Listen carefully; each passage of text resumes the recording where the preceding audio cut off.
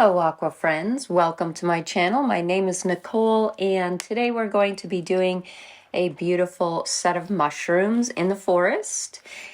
So with a couple of reference photos from Unsplash or Pixabay, I was looking at mushrooms and sort of came up with my own version. And we are going to get right into it here with doing the background first.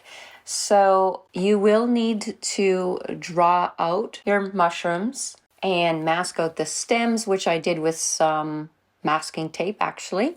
And for all the dots for the white spots on the mushrooms, I did use some masking fluid. And you're going to let the masking fluid dry before you work on the background. So working around the mushrooms, I'm working wet on wet. Really simple palette here. I am just going to go ahead and use some sap green to represent the leaves in the background. Now working wet on wet, that is going to soften really nicely. I am just dabbing in randomly, leaving some white spaces, which is important for contrast.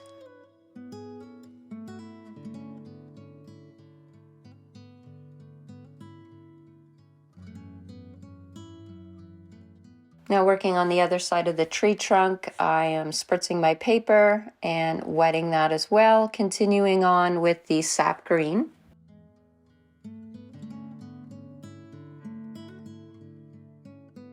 At this time, we're also going to put in the tree trunks, and I'm using a mixture of some sepia with the green, mixing them together.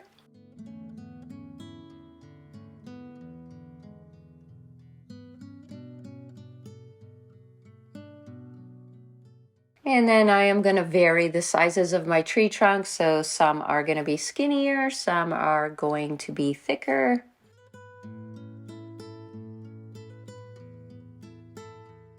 So I do want that out of focus fuzzy look because I want the mushrooms to be in focus as well as my main tree trunk in the foreground, but I would just kind of want the background to be soft.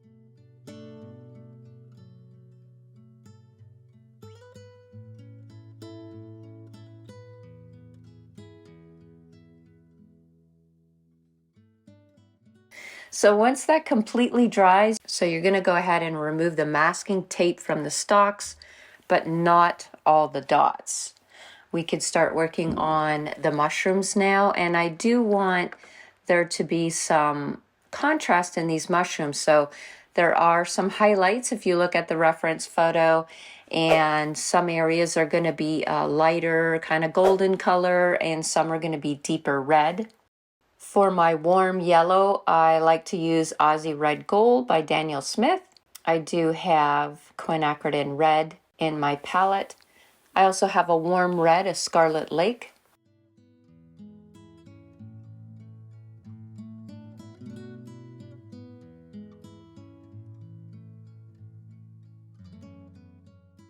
At the very top of this mushroom, there is a highlight that I am leaving a lot lighter.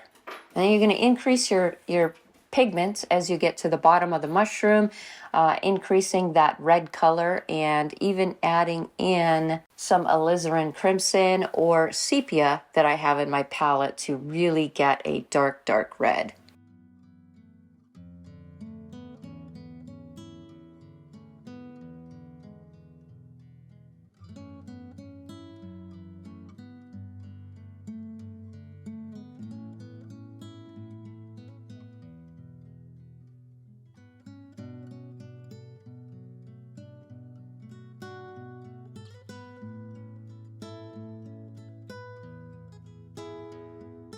Along the edges, I'm making it much darker.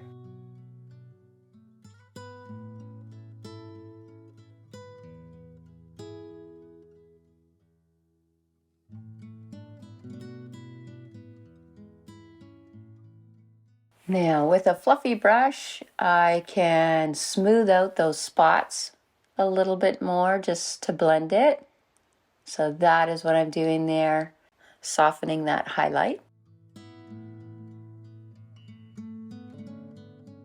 pretty happy with that. We're going to move on to that next mushroom, and basically we're just going to work it in the same way, always working your colors from light to dark, starting with that same yellow, mixing it with my reds.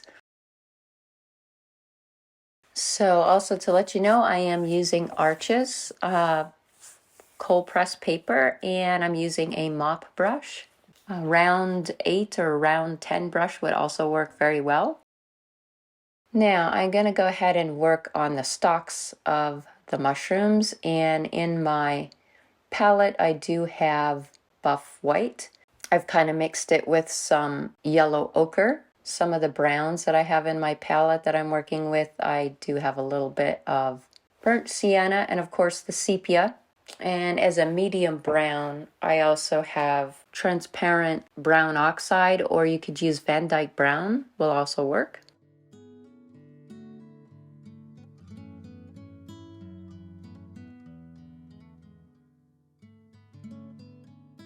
Now, adding in these tiny little spots on the stalks of the mushrooms where some blemishes are. Now notice that I have put a lot more of the darker browns right underneath the mushroom, because obviously there is going to be a shadow there. So that is where you could add in some extra browns.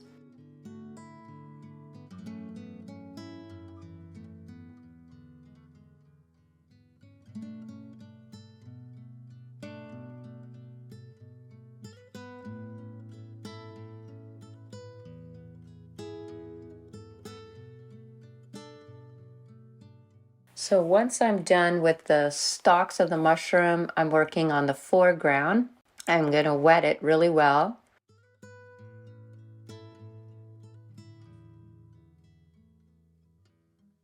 And also wet the main tree that I'm putting in the foreground.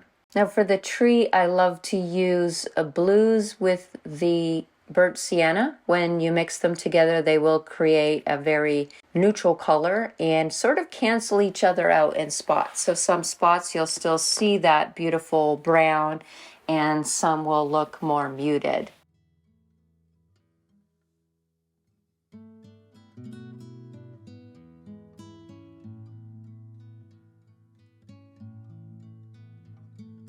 The darker colors, I am tapping those in and creating this bark texture.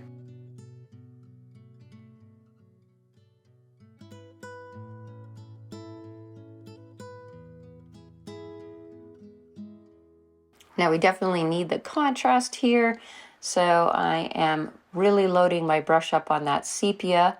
And notice I'm just doing these meandering lines to create that bark texture.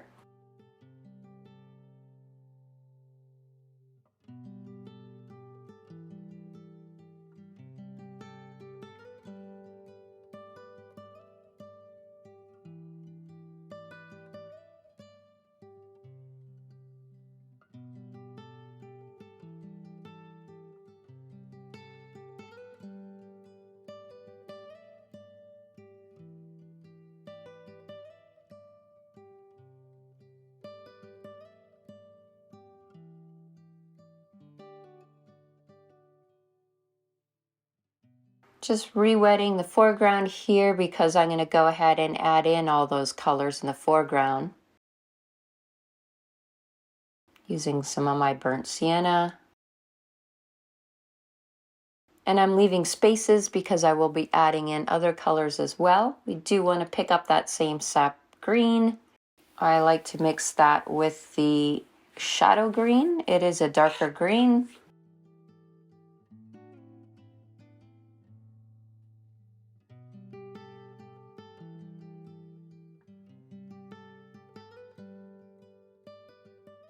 So you have to be big and bold with your colors in the foreground in that tree because the background is so light.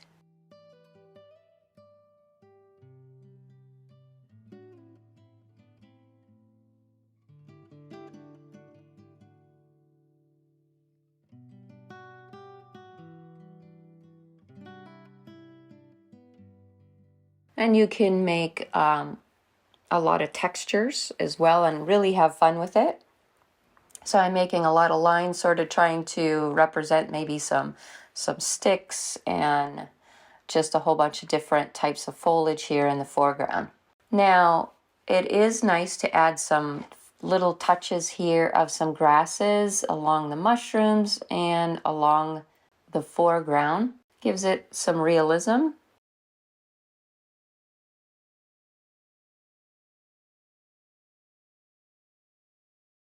Script liner brushes are also good for adding in some of those sticks.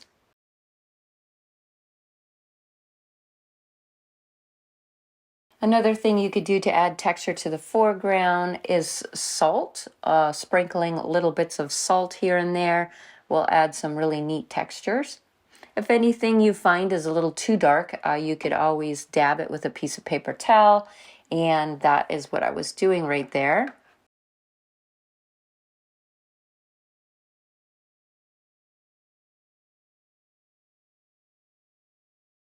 Using your brush to sprinkle in bits of other colors in the foreground. So I'm dropping in some burnt sienna. While my paper's still wet, it will bleed and create some really pretty textures.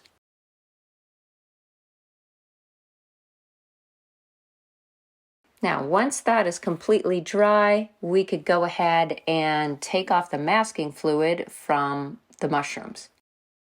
I'm using a masking fluid pickup for this. It works really, really well.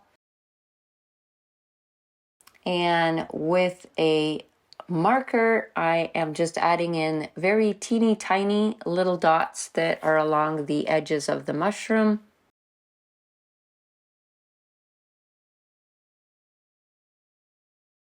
Now these white spots are not completely white. So with that same titanium buff, which is a creamy color, and some of my yellow ochre, I'm going over some of these white spots just to add some textures in there.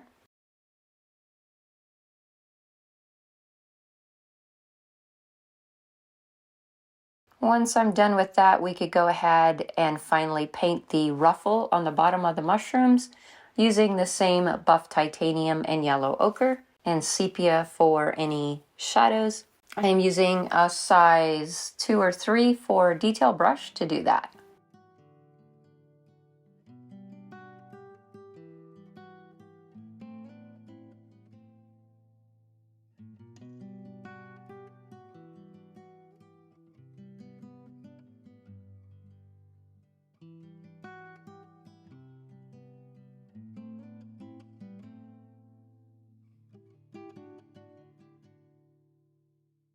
All right, so with a watery version of my sepia, there are tiny shadows under all these bumps, sort of like defining the bumps a little bit more. It makes them pop, gives it a little bit more realistic look. Now, I do have some darker reds in my palette, kind of mixing that in with the sepia to create a natural shadow look.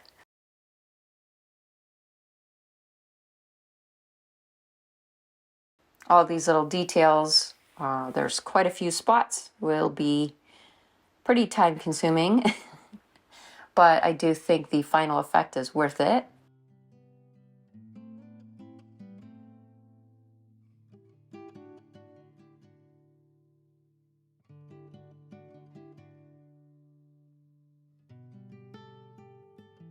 Now, as a final touch to the foreground, I thought having some hanging branches, kind of like a canopy, coming from the top of the painting would be a nice touch.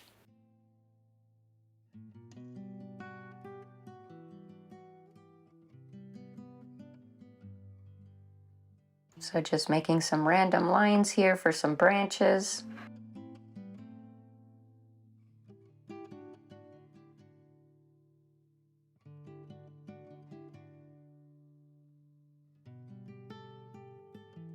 And then with a dagger brush, using my same green color, I'm adding some leaves.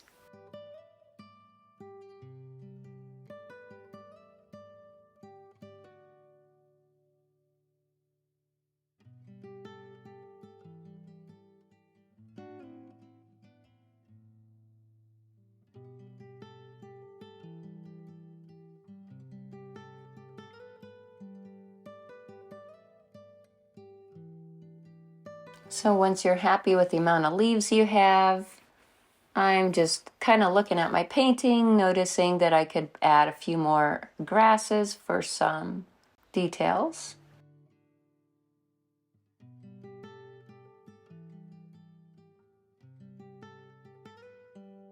All right, go ahead and sign your painting. You guys just created a masterpiece. Congratulations. And remove your tape, get that nice white border, and I hope you enjoyed this tutorial.